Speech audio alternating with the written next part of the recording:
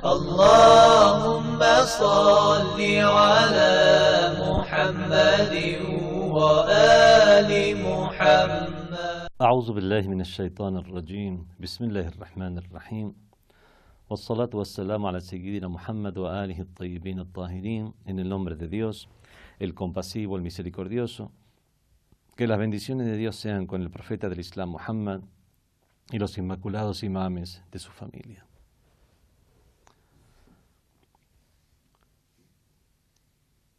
Esta es la segunda clase o segunda sesión acerca de las corrientes y escuelas teológicas en el Islam.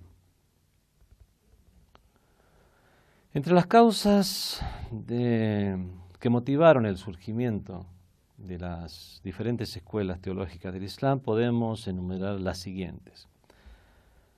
Primero, el vacío o falta de el liderazgo en temas de la creencia, puesto que al fallecer el profeta del Islam y la mayoría de los musulmanes de ese entonces considerar que el profeta no dejó a ningún líder ni religioso ni político, eligieron a un líder político entre ellos y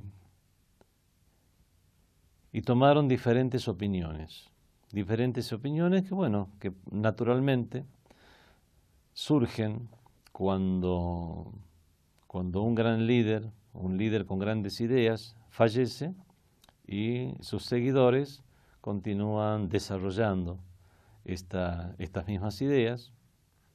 Existirá, por supuesto, al no tener, si es que no tienen un referente establecido, seguirá acá diferentes tendencias. Esto se ha dado de manera natural en las diferentes religiones e incluso ideologías mundanales a lo largo de la historia. Por lo tanto, la primera de las causas para el surgimiento de las diferentes corrientes teológicas es no tener un mismo referente o liderazgo en temas de teología o doctrinales.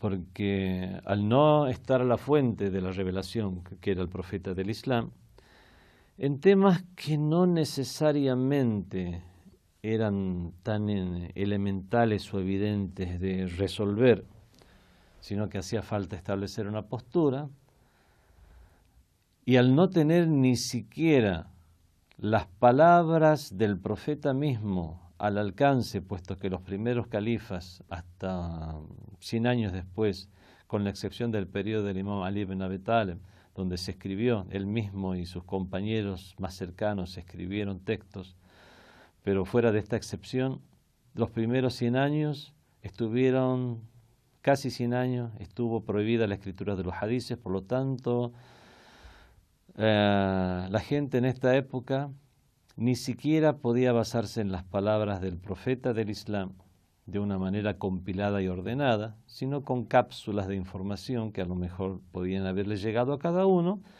y se valían de la suposición y buen gusto personal e individual para resolver muchos de los cuestionamientos o preguntas de tenor doctrinal y religioso.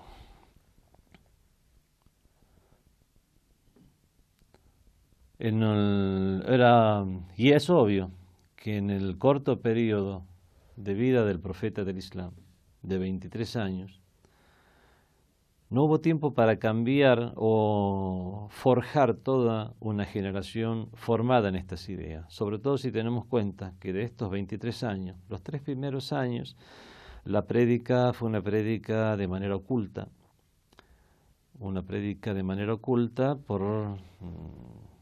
por el temor a los idólatras de la Meca en ese entonces, Después, cuando ya la prédica fue abierta, fue una época en la cual los musulmanes eran perseguidos, eran asesinados, entonces las prioridades eran otras, y sobre todo teniendo en cuenta que era una época también donde recién se estaba conformando la comunidad de los musulmanes, eran ideas muy básicas con las cuales las personas asumían o adoptaban el Islam. La creencia en un monoteísmo, la creencia en, en aceptar que se deba seguir las cuestiones morales que el profeta del Islam pregonaba, dentro de la corrupción y salvajismo que imperaba entre las tribus y clanes árabes.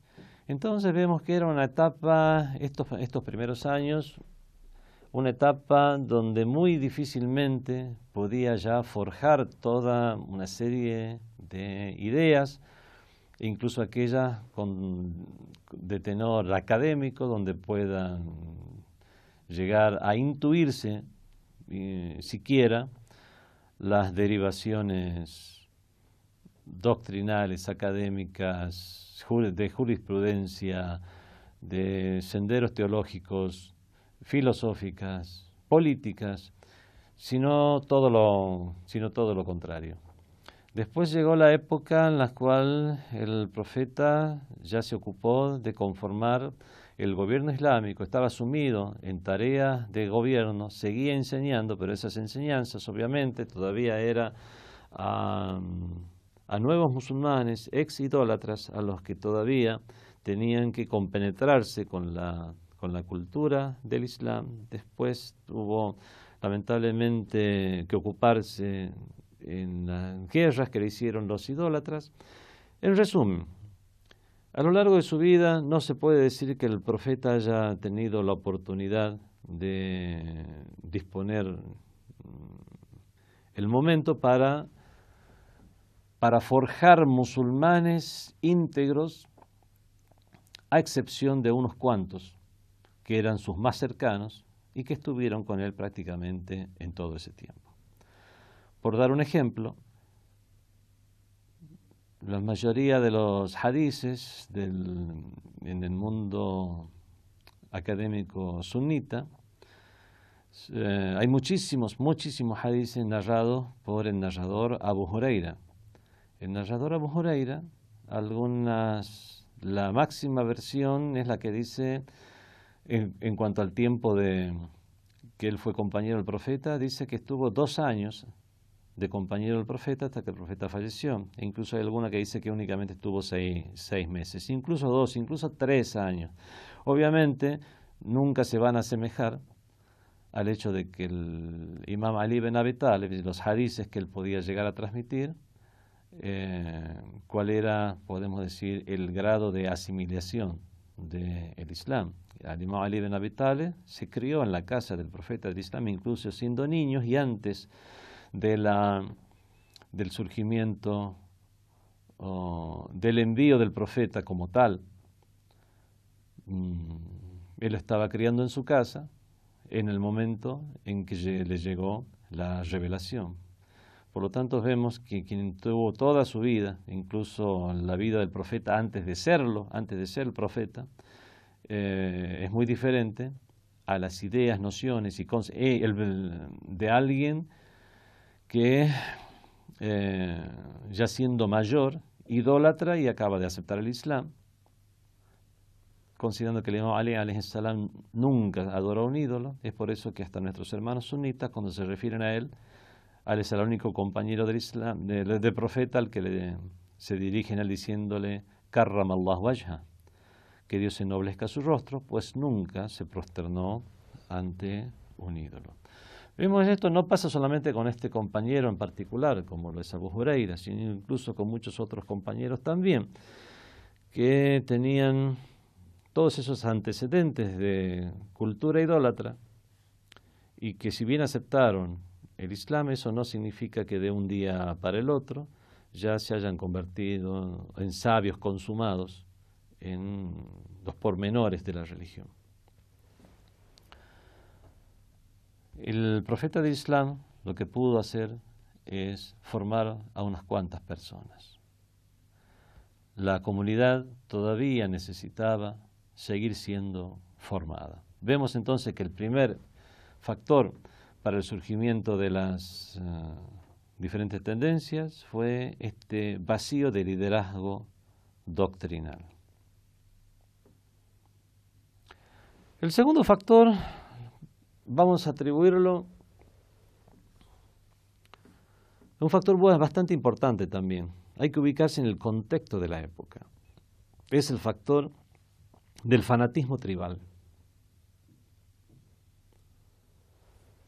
En los últimos días del profeta del Islam, vino una persona a verlo, en los últimos tiempos de la vida del profeta, vino a verlo a una persona llamada Musailama. Musailama llegó a ver al profeta y se maravilló de cómo había logrado unificar a diferentes tribus con diferentes tendencias, haberle cambiado su religión proclamando ser el profeta. Este Musailama le gustó la idea y él mismo se proclamó profeta en su región. Y tuvo muchos seguidores. Muchos de estos seguidores llegaron a decir lo siguiente: nosotros sabemos que Musailama es un mentiroso, pero preferimos un mentiroso de la tribu de Rabi'ín que una persona honesta de la tribu de Mudar, que era, un clan inicial del cual se diversificaron diferentes clanes, entre ellos el clan del profeta del Islam. Entonces vemos, este es un fanatismo tribal. Preferían a un mentiroso de su propio clan que a una persona honesta de otro clan. También vemos que durante la discrepancia que hubo después del fallecimiento del profeta del Islam, fue precisamente estos jefes de clanes los que, mientras todavía el profeta estaba siendo velado, mientras el imam Ali ibn Abi Talib le estaba realizando todos estos ritos de lavado del cuerpo, amortajamiento, entierro, en esos mismos momentos, acababa de fallecer el profeta del Islam, se reunieron los jefes de clanes, donde los dos clanes de Aus y Khazraj, que son de Medina, no analizaron el tema si había un sucesor designado o si no lo había, o cuáles iban a ser los criterios para elegir un sucesor, sino que directamente se reunieron para exigir para su propio clan el liderazgo de los musulmanes. Esta fue la realidad, lo cual también nos hace tener un poco más de conciencia del contexto en el cual se sucedieron estos hechos, donde la tribu, el clan del Aus y el clan de Khazraj, que eran los clanes de Medina, cada uno pretendió tener la jefatura de los musulmanes. Es más, alegaron incluso que ellos eran conocidos como los Ansar, que los Ansar, o sea, los auxiliares, aquellos que auxiliaron al profeta y a los emigrantes, aquellos que vinieron de la Meca, a los muhajirín. Los Ansar auxiliaron a los muhajirín, por lo tanto ellos eran los dueños de casa y los muhajirín eran los invitados, y los dueños de casa, siendo la Medina la capital del Islam, son los que debían tener la jefatura. En cambio, vemos que Abu Bakr, las únicas tres personas de los muhajirín que se encontraban en ese momento, que es Abu Bakr, Omar y Abu Ubaida, plantearon la defensa de que la jefatura debía ser de los muhajirín, por un hadiz del profeta que dice que los imames son de Quraysh, son de la tribu de Quraysh. Y vemos que toda la discusión estuvo rodeada por cuál clan debía tener la jefatura, y no cuáles eran los criterios de qué persona o cuáles eran las virtudes que debía tener el líder, sea del clan que sea. Vemos que siempre fue una cuestión tribal. Y aprovechando las diferencias que incluso existían desde antes del Islam entre los dos clanes de Aus y Khazraj de Medina, incluso llegar a sembrar un poco de discrepancia entre ellos, es que finalmente se impuso la idea que debían ser de los emigrados el jefe del Islam quien se quedara con la jefatura del Islam, y entre ellos se eligieron a Abu Bakr. Omar inmediatamente planteó que Abu Bakr debía ser el califa, inmediatamente le dio un juramento de fidelidad. El líder de los Aus, uno de los clanes de Medina, al ver que el líder de los Khazraj estaba teniendo mayor aceptación para hacer la jefatura, por unas envidias tribales, inmediatamente se adelantó y le dio también el juramento de fidelidad a Abu Bakr, para que para que la jefatura no cayera en la tribu de los Khazraj, y de esta manera el resto del clan de los Aus, y después al ver que ya perdió la oportunidad del jefe de los Khazraj, prácticamente, si bien hubo divergencias, algunos rechazaron dar ese juramento de fidelidad, el único juramento de fidelidad que se dio finalmente fue a Abu Bakr, y comenzó a tomarse a los demás por la fuerza juramentos de fidelidad, eso sumado al hecho de que los jefes de los clanes impusieron eso a sus seguidores y partidarios, independientemente si antes haya habido una enunciación del profeta al respecto o no. Al otro día, exactamente al otro día, da la casualidad que llegó, o fue a buscarlos el Khalid ibn Walid con un clan de unas 300 personas aproximadamente, desde las afueras de Medina, y todos vinieron a darle el juramento de fidelidad a Abu Bakr, y de esta manera es que eso, sumado a la amedrentación que se le hizo a las personas que no querían jurar fidelidad, terminó la jefatura en Abu Bakr. Esto está en los libros de historia. El imam Ali ibn Abi Talib no aceptó dar el juramento de fidelidad. La gente de Bani Hashim, de los Hashemitas, tampoco. Se refugiaron en la casa del imam Ali de Fátima. Hubo unos sucesos lamentables. Incluso pasaron meses y meses hasta que se asentara el califato de Abu Bakr.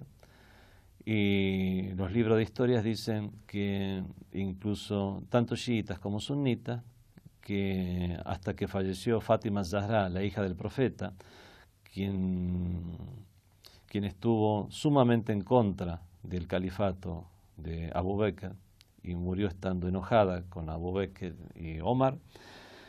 Después del fallecimiento de ella es que recién el imam Ali ibn Abi Talib fue llevado para dar el juramento de fidelidad. Según algunos llegó a darlo, según unos otros le fue impuesto darlo, según otros no llegó a darlo, pero se consideró que lo dio, como sea. Lo que sí es unánime es que antes de los 6 meses Ali ibn Abi Talib no reconocía ni siquiera en términos mundanos la jefatura de Abu Bakr, y después ya la reconoció, pero en términos mundanos y no legítimamente religiosos.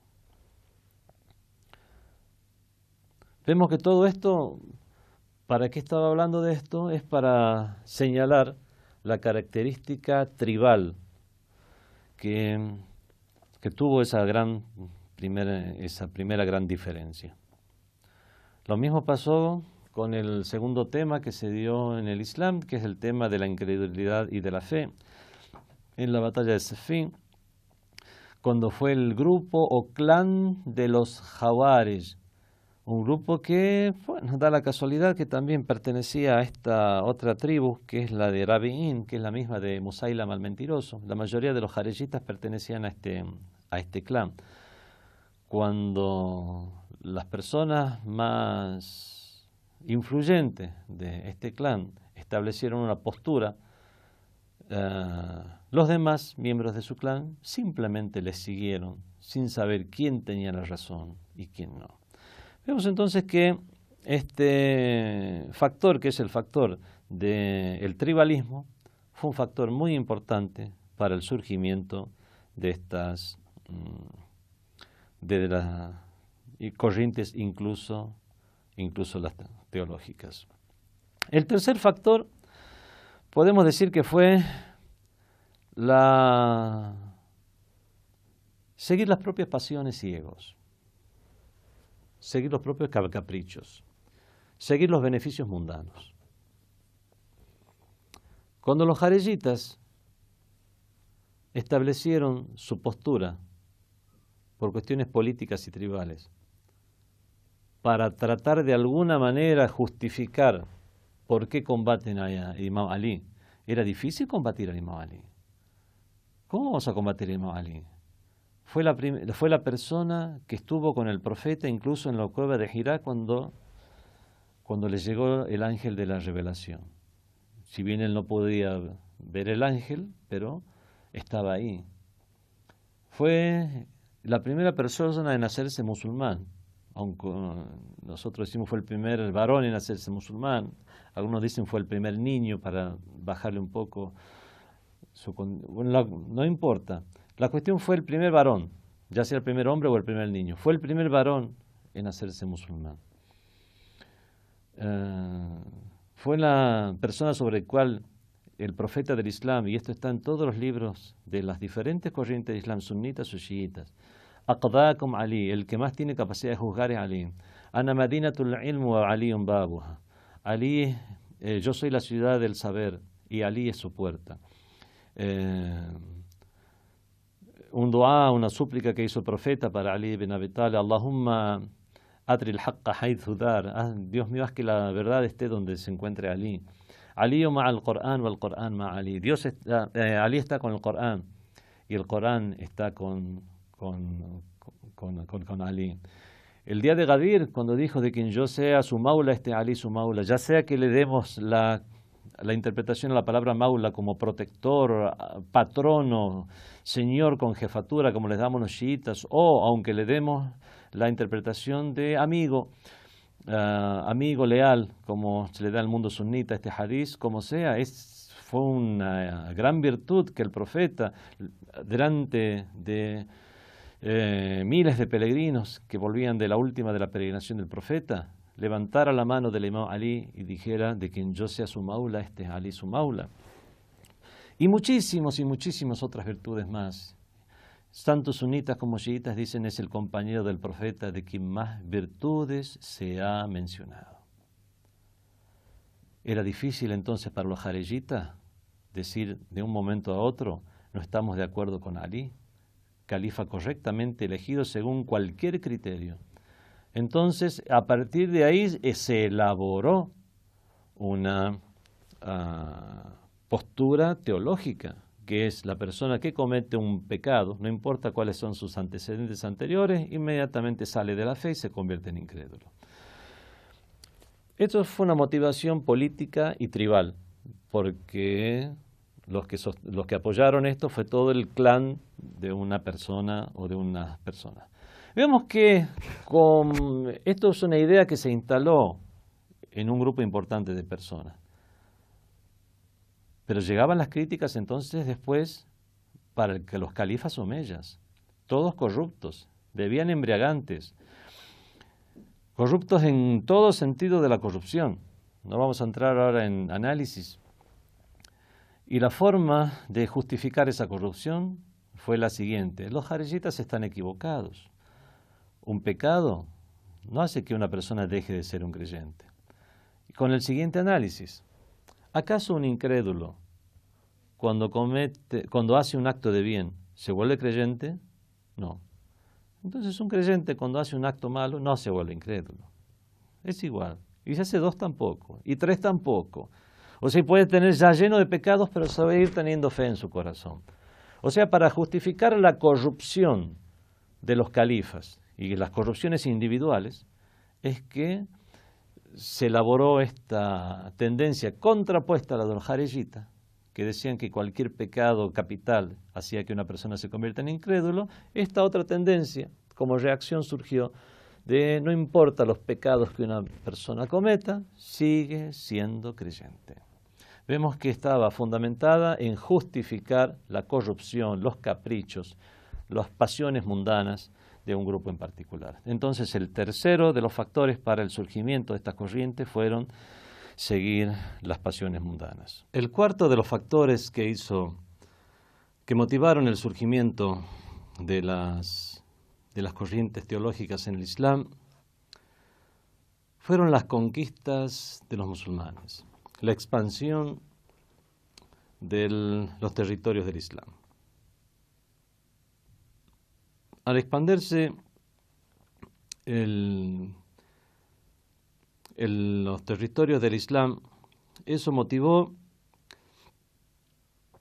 que tanto personas que tenían antecedentes en otras religiones, como personas que se habían formado dentro de otras formas de vida y con acceso y conocimientos a diferentes filosofías, culturas en general, y estas ideas diferentes o nuevas, o por lo menos inéditas para gran parte de los musulmanes, interactuaran con los mismos y necesitaran una respuesta a nuevos cuestionamientos que surgían.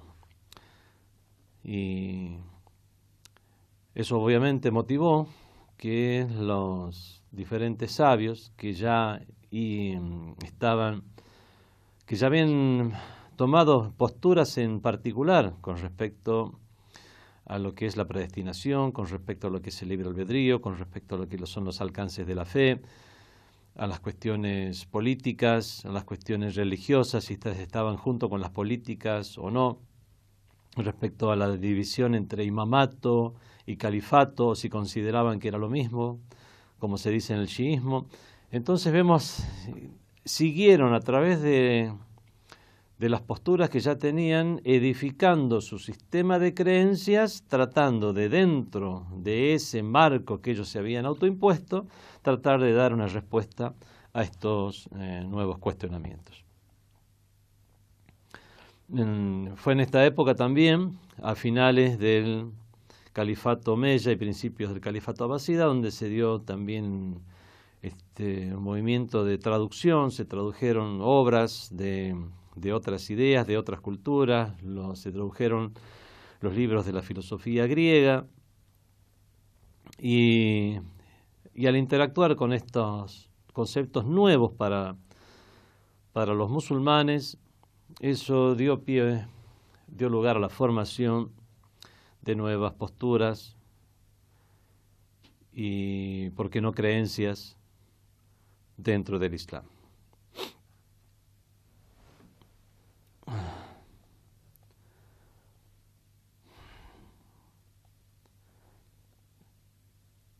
Bueno, respecto a las al orden en que se fueron dando los diferentes temas de la creencia, ya dijimos que el primero de los mismos fue la diferencia que se dieron al fallecer el profeta del Islam. La segunda de las diferencias fueron las relacionadas a las nociones de la fe y de la incredulidad.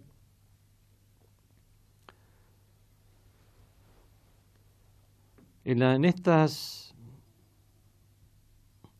temas relacionados a la fe y a la incredulidad hay tres grandes grupos que tomaron posturas diferentes unos de otros.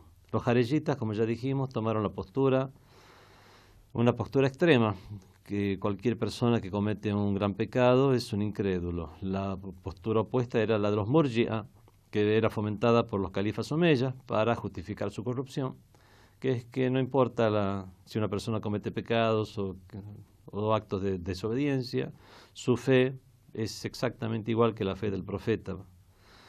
Y después surgieron el tercer grupo, que es el de los mu'tazilitas, que tuvieron una tercera opinión en este respecto.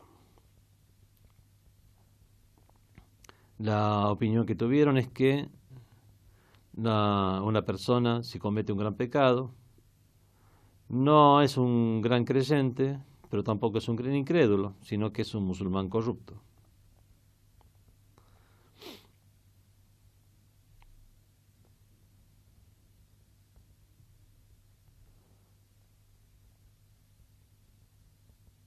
El tercero de los temas por los cuales se dividieron, por los cuales surgieron corrientes en el Islam, corrientes teológicas, para asumir una postura u otra, fue el tema de la predestinación y el del libre albedrío. Surgieron varias corrientes que después desaparecieron con el correr de las épocas. Eso es un tema que no surgió en el Islam. Filósofos desde la antigüedad y las religiones en general adoptaron una postura a este respecto. Si el hombre es predestinado o si es predestinado en todas sus acciones, o sea, creer en un fatalismo, o si tiene un libre albedrío y es el mismo el que decide qué es lo que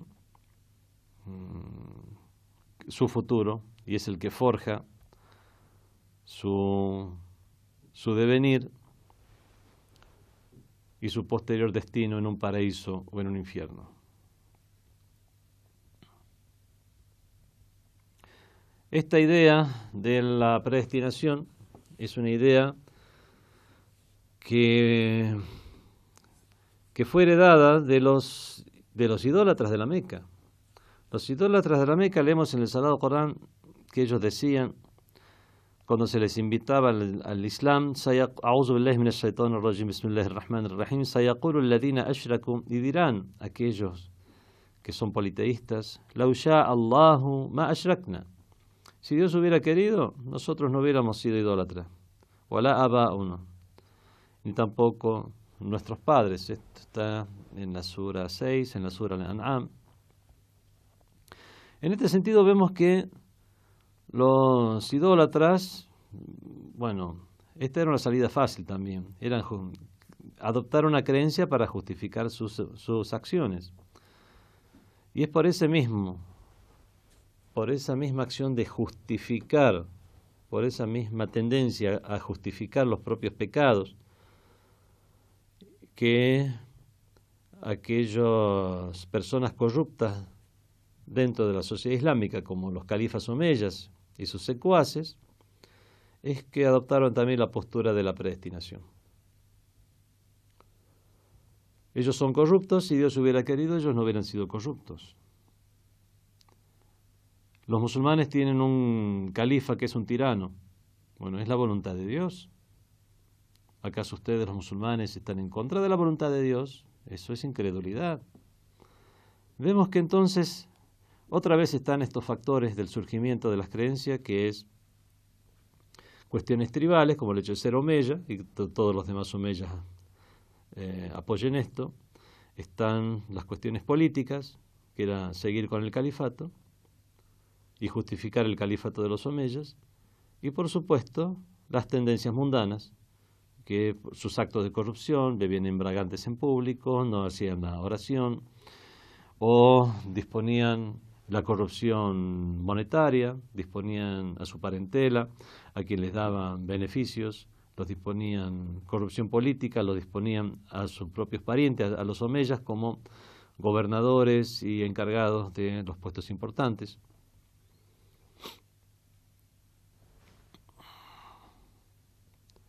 Esta idea de la predestinación y el libre albedrío, vemos que no fue planteada por los mismos musulmanes de manera, por lo menos no hay grandes antecedentes en la época del mismo profeta, ni siquiera en la época del califa Abu Bakr, que gobernó un año y tanto, casi 2 años.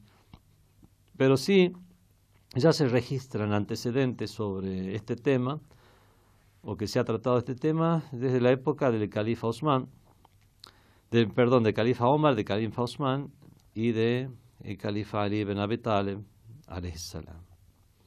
Y es por eso que muchos de los hadices que nos aclaran ese tema son transmitidos por el mismo Ali ibn Abi Talib.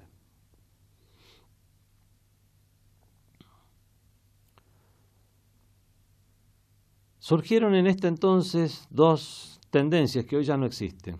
La Jabría, que son los que creían en el Jabr o fatalismo, y la Qadaría, que es los que aceptaban el libre albedrío absoluto.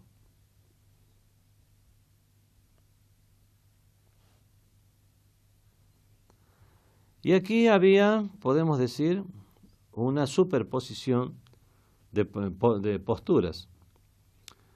Algunos de estos fatalistas eran de los Murji'a, aquellos que decían que una persona puede ser corrupta, puede cometer pecados, y eso no le hace mella a su fe. Es más, estas ideas en sí eran generalmente promocionadas por el mismo califato. Pero había otros Murji'a que en estas cuestiones adoptaron otras posiciones.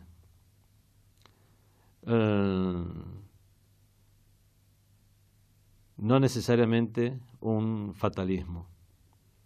Incluso llegaron a ver Murji'a que aceptaban que la persona tenía un libre albedrío absoluto. Por lo tanto, vemos que se superponían la aceptación de tal o cual creencia con respecto al tema de la predestinación al libre albedrío, con aquellas posturas que consideraban a una persona incrédula o totalmente creyente, aun cuando haya cometido pecados capitales. Estas tendencias, en cualquier caso, ya no existen hoy en día.